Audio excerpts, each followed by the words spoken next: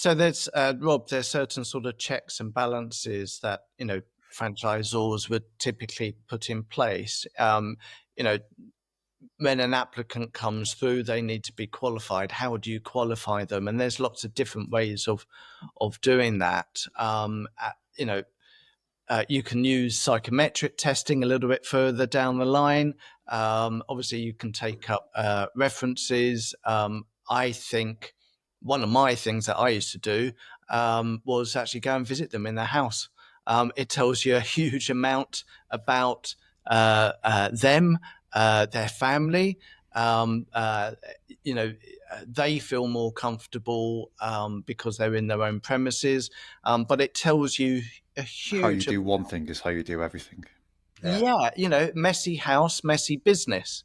I've had business meetings sitting around a coffee table where, the dog's trying to chew my leg and the TV's blaring out, and you're just thinking this isn't going to work.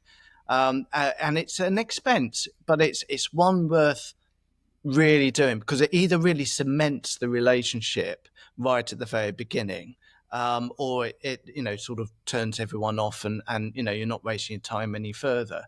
So there's lots of checks and balances, and I'm sure Graham will add to mine as well. One of mine, and you can do all the psychometric testing, etc. Plans, exercises. You could do the DISC profiles, etc. One of mine is gut feel. I do trust my gut quite a lot. I And trust my wife's gut more than my gut. But what you're looking for in that sort of what we call bottom sniffing exercise, where they're sussing you out and you're sussing them out, is at the end of the day, when someone's going to sign a franchise agreement, can you work with them? Do they get it? Do they understand the commitment that they're making? And what's expected of them? You need to have these types of conversations in order to ensure that if there is a problem at some point in the future, you're sitting down with them over a cup of coffee and you sort it out. Yeah. In my experience, if the franchise agreement starts to come out the bottom drawer and they start saying, Ian, under clause 6.3.4, it says the relationship's gone, already. So you need to have that sort of coffee table relationship where if I've got a problem, they can listen to me. And if they've got a problem, I will listen to them. And you just sort it out. You just sit down and negotiate and sort it out. But the key is to eliminate that situation, and you do that right at the very beginning of the journey, where you're making sure that you're taking on the right people. I think that gut feel can also extend. One of the franchises that I was with, they would kind of take counsel from the rest of the support team.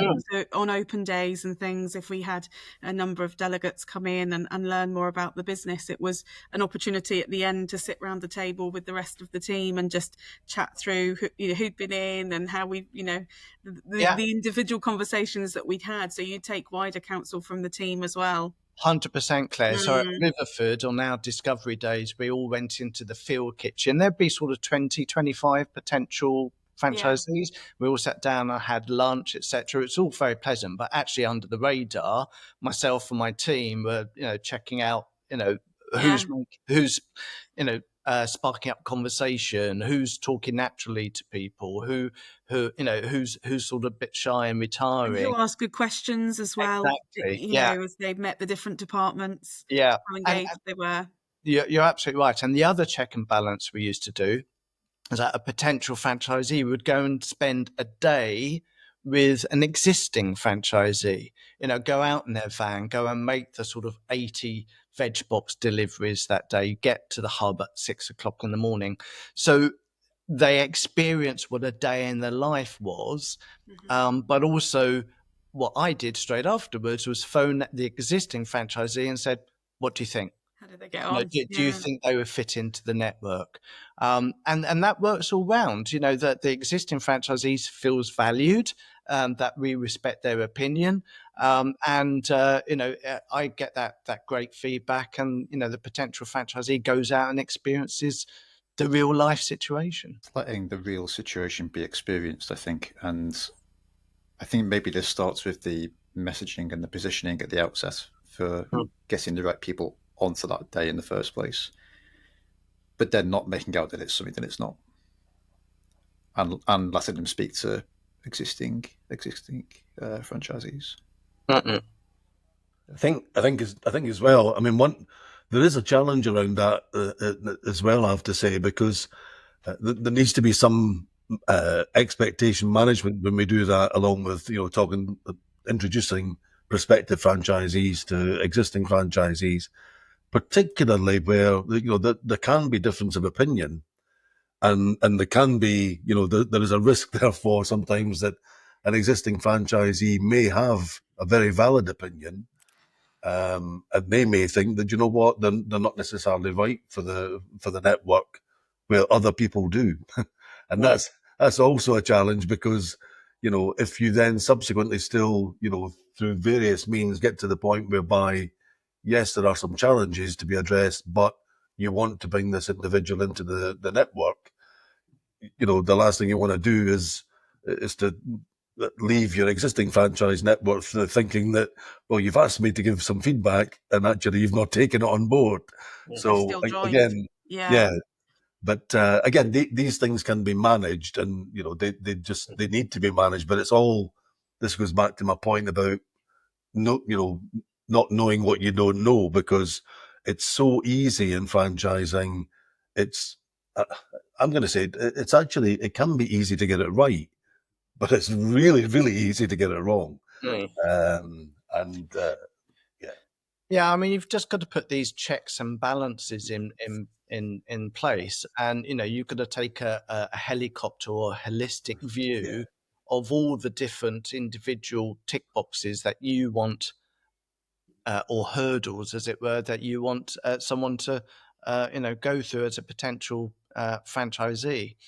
Again, going back to the beginning, going back to the infancy bit, you know, if you are a new franchisor, you want your first 10 franchisees to be successful.